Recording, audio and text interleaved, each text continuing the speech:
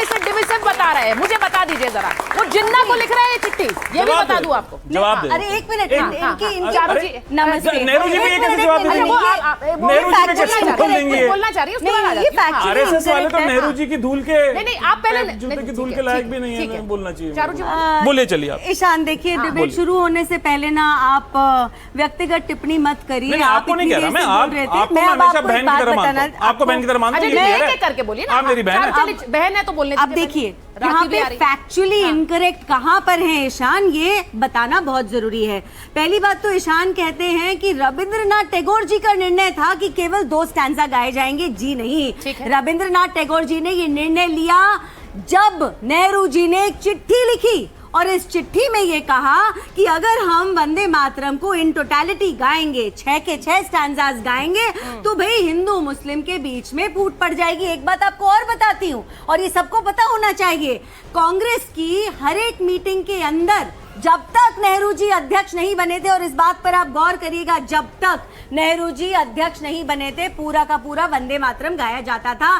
खासकर तब भी गाया जाता था जब मौलाना आजाद जी अध्यक्ष थे।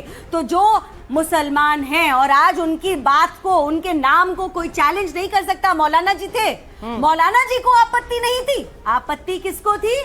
नेहरू जी को। अध्यक्ष बनने के बाद उन्होंने चिट्ठी लिखी रविंद्रनाथ टैगोर जी को, और उस चिट्ठी में ये लिखा अगर ये गाना इसी प्रकार से हम गाते रहे तो फूट पड़ जाएगी। और यही आज हमारे गृह मंत्री जी ने कहा है, जो 1937 में आपकी सोच थी, 2 नेशन थ्योरी वाली, तुष्टीकरण वाली, देश का विभाजन वाली, आज वही थ्योरी है। और एक बहुत जल्दी से एक पॉइंट आपको और बोलना चाहती हूँ, कर्नाटक में स्टेट एंथम्स भी होते होंगे बच्चों, आपको मालूम होगा कि हर प्रदेश में भी एंथम होते हैं। तो कर्नाटक में किसकी सरकार है बताइए?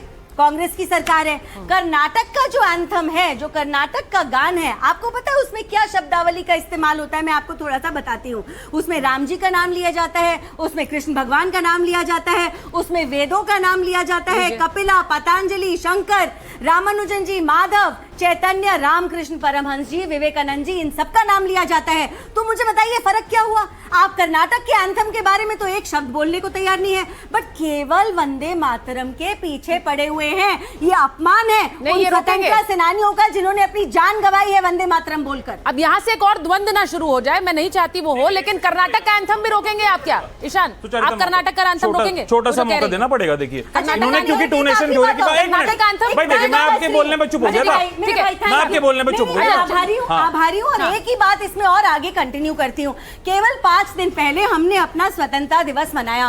उस दिन भी एक कंट्रोवर्सी उठी। उस दिन क्या कहा जा, खड़गे जी थक गए हैं जी, हम तो कुर्सी मांग रहे थे। हमने अपमान नहीं किया राष्ट्रगान का, हमने कोई अपमान नहीं किया राष्ट्रगीत का, हम सिर्फ कुर्सी मांग रहे थे। 5 दिन के बाद क्या करा? 5 दिन के बाद दे स्टैंड एक्सपोज।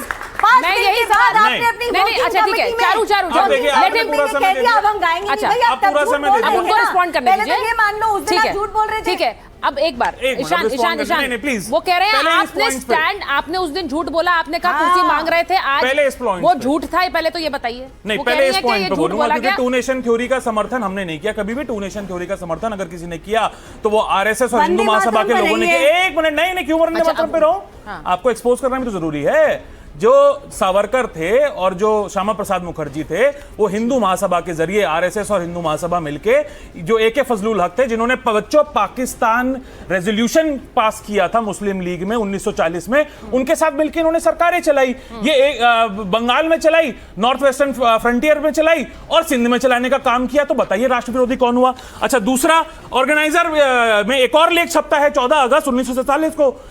तिरंगे का अपमान किसने किया मैं बता देता हूं। वो लोग लिखते हैं ऑर्गेनाइजर में, ये लोग आरएसएस वाले, वो लोग जो किस्मत के दाव से सत्ता तक पहुंचे हैं, वे भले ही हमारे हाथों में तिरंगा थमा दे, लेकिन हिंदुओं द्वारा ना इसे कभी सम्मानित किया जा सकेगा, ना अपनाया जा सकेगा। 3 का आंकड़ा अपने में अशुभ है, और ऐसा झंडा जिसमें 3 रंग हो बेहद खराब मनोवैज्ञानिक असर डालेगा। ये ऑर्गेनाइजर में दिखते हैं आरएसएस के लोग। आप दोनों ने अपना शुरुआती पॉइंट रखा है, दोनों से ही सब्सिडरी क्वेश्चंस हैं, लेकिन मैं उस पर आऊं उससे पहले राठी जी भी इंतजार कर रहे हैं और मैं एक सेकंड, मैं ये ऑर्गेनाइजर का जो लेख है ना, ये ऑर्गेनाइजर का लेख बहन एक बार देख लीजिएगा। इसमें ये जनगण मन के बारे में, जनगण की हत्या के बारे में आरएसएस वाले क्या लिख रहे हैं, इसको एक बार पढ़िए। मैं आपको पढ़िएगा जरूर। मैं कांग्रेस पार्टी का प्रवक्ता होने के नाते चारू प्रज्ञा जी को भेंट करता हूँ, ये ऑर्गेनाइजर का लेख एक बार देख लीजिएगा। अब रखिए, अब आप रुक जाएंगे ना, मैं छात्रों से बात कर सकती हूँ। छात्रों से बात बड़ा अच्छा लगता है, लेकिन मेरी बात सुनिए। ये 90 साल से वंदे मातरम का अपमान करते आए हैं, आज भी ये पुरानी हवा की बातें करी। इन्होंने एक बार भी ये नहीं कहा सोनिया जी ने झूठ बोला, खड़गे जी ने अपमान करा था वंदे मातरम का उस दिन, और अब तो लीगली पनिशेबल है। पर उस दिन क्या बोला? लीगली पनिशेबल है। उस दिन क्या बोला था? करना। अब एक बात उस दिन क्या बोला था? ईशान भाई बोलता है ना। हाँ, बोलिए बहन, बोलिए बहन। फिर से सवाल पहली बार सुनानी ईशान भाई, बहन को बोलना चाहिए पहले तो, ऐसे नहीं। ठीक है, आरएसएस चाहे महिला का सम्मान ना करती हो, कांग्रेस पार्टी जो ठीक है, इसमें भी तंज कसने की क्या जरूरत है भाई? आरएसएस और मनुवादी सोच वाले जल्दी से कांग्रेस पार्टी बोलिए, बोलिए चारू जी, बोलिए। सवाल दोहराती हूँ। सवाल आपने वंदे मातरम से आपत्ति है क्योंकि माँ दुर्गा का नाम है, लेकिन कर्नाटक के एंथम से आपत्ति नहीं है, वहाँ पे राम जी और कृष्ण जी का नाम है। तो आप मुझको ये जवाब दीजिए और ये बता दीजिए, उस दिन सोनिया जी ने झूठ बोला और आप लोगों ने झूठ डिफेंड किया था कि नहीं किया था? दो मेरे सवाल है, दुनिया भर की बात करी, इन दो सवालों का जवाब नहीं। ठीक है, अब मैं पहले छात्रों पे जा रही हूँ। नहीं ईशान, अब रुकिए ना, आप दोनों ने बोल दिया। नहीं, पहले मैं छात्रों पे जा रही हूँ। अब मुझे ये बताइए, आप दोनों ने सुना। ईशान, आप एंकर नहीं है ना, मुझे भी तो काम करने दीजिए। आप ही आइए, फिर मैं कांग्रेस का प्रतिनिधित्व करूँ। रुकिए, अब मुझे ये बताइए, आप में से आप इस डिबेट को देख रहे हैं, ये वंदे मातरम का एक तरह का बंटवारे पर डिबेट हो रही है। मुझे नहीं लगता आप में से किसी को भी अच्छा लग रहा हो, लेकिन अपना मत इस पर रखिए। क्या लगता है आपको, 2 छंद वर्सेस 6 छंद? हाँ बिल्कुल सुचारिता मैम, मैं एनडीटीवी के ऊपर ये क्लियर कर देना चाहता हूँ कि हिंदुस्तानी मुसलमान को, मैं खुद हिंदुस्तानी मुसलमान हूँ, हमें कोई दिक्कत नहीं है वंदे मातरम से। ये प्योर पॉलिटिक्स हो रही है। और मैं रशीदी साहब से पूछना चाहता हूँ, हमारा ईमान हमारे साथ है। मैं सजदा करूंगा सिर्फ अल्लाह के सामने, इसमें मुझे कोई डाउट नहीं है। लेकिन ये भी है कि हमें अपने वतन से मोहब्बत हमारे ईमान का आधा हिस्सा है। तो अगर मैं ये थोड़ी बोल रहा हूं कि मैं देश के सामने झुक गया, मैंने वंदना कर ली, वो मेरा एक डिवोशन है, इसका ये मतलब थोड़ी हो जाता है। ये प्योर पॉलिटिक्स और ये हिंदुस्तानी मुसलमानों को इससे कोई लेना देना नहीं है। भाई हम गाएंगे वंदे मातरम। नहीं, मुझे लगता है ये बहुत बड़ी बात कही है रशीदी साहब। मैं भी उन्होंने सीधे आपका नाम लेकर कहा, इसलिए आपके पास आ रही। वो कह रही हिंदुस्तानी मुसलमान अपने वंदे मातरम भी गाएगा और मैं सजदा सिर्फ अल्लाह के सामने करूंगा, लेकिन मैं वंदे मातरम गाऊंगा। आपका टेक इस पर? देखिए, ये नौजवान बैठे हैं, देश का फ्यूचर हैं ये। इनको तो अभी तक यही पता नहीं कि राजनीति किस चीज़ पे हो रही है, अभी तक भी पता नहीं। दोनों पार्टियां लड़ रही हैं। देखिए, पार्लियामेंट में एक बिल पास होता है वंदे मातरम के अपमान को लेकर, गायन को लेकर बात ही नहीं है। लड़ाई हो रही है गायन पर। आपने भी गायन पर बात कर दी, हमें भी सबक दे दिया आपने गायन पर। गायन पर तो बात ही नहीं है, न बिलाया गायन पर। गाने के लिए अगर कांग्रेस, सुनिए, अगर गाना 2 स्टेंजर भी गाए जाएं तो ये अपमान नहीं है। आप बिल पढ़ लीजिए, आप बिल पढ़िए जो पार्लियामेंट में पास हुआ। आप गाएंगे रशीदी साहब? अरे यार, फालतू बात क्यों करते हो जी? इस पर बात ही नहीं है, गाने पर तो बात ही नहीं है बिल में। आपने वो बिल पढ़ा ही नहीं, इसका मतलब आपसे एक सवाल नहीं। मैं भारतीय जनता पार्टी के प्रवक्ता से पूछना चाहता हूँ, अगर कोई आदमी 2 स्टेंजर गाता है तो क्या उस पर इस बिल में कोई आपत्ति है? कोई कानून है उस पर? अच्छा, मैं आपसे सुन लीजिए, पहले पूरी बात कर लूँ, बताइए, जवाब दीजिएगा। सवाल पूछा इसलिए बोली मौलाना। कांग्रेस ने जो कुछ किया वो भी राजनीति का एक हिस्सा है। भारतीय जनता पार्टी जो कर रही है वो भी राजनीति का एक हिस्सा है। इन्होंने 6 छंद जोड़कर हिंदू वोट को साध लिया, उन्होंने 2 छंद गाकर मुस्लिम वोट को साध लिया।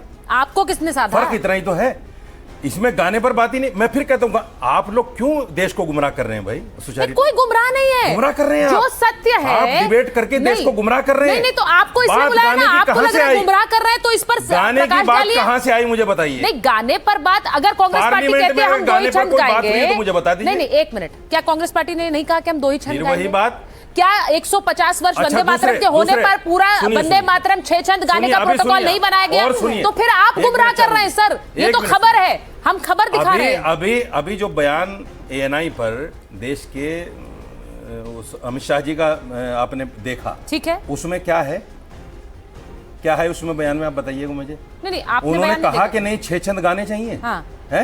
उन्होंने क्या कहा? उन्होंने क्या कहा? उन्होंने चलिए सिर्फ आपसे- कांग्रेस में निशाना साधा। नहीं, ठीक है, उन्होंने ये कहा कि कांग्रेस वर्किंग कमेटी ने 2 छंद गाने का प्रस्ताव रखा है। हाँ, और क्योंकि ये उनके वही रेजोल्यूशन सोच- में है। हाँ, ठीक है, क्योंकि उनके रेजोल्यूशन में है। ठीक है।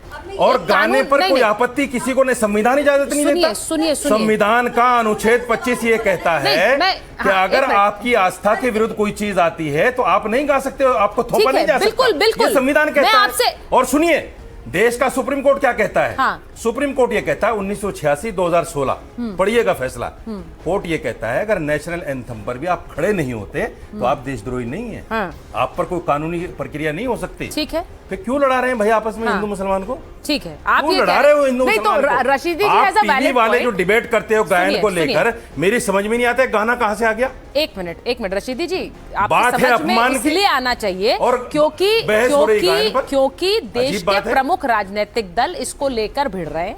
कांग्रेस पार्टी दोनों कह रही है राजनीति कर हम रहे हैं, 2 मैं कह रहा हूं छंद ही दोनों। गाएंगे। 140 करोड़ गायन जनता पर को इसलिए बेवकूफ बात बनाया जा रहा है, है। रशीदी जी, गायन पर तो इसलिए मुद्दा बात उस पर है बात क्योंकि नहीं वो हो कह रहे हैं हम 2 ही छंद गाएंगे। वो ये नहीं कह रहे हैं, और इसीलिए ये बहस छिड़ी है। आप इसे समझिए। अरे भाई, ये कोई नहीं, ये कोई आपके पेट्रियोटिज्म का टेस्ट नहीं हो रहा है रशीदी जी। आइए सब नहीं, पहले नहीं, एक मिनट।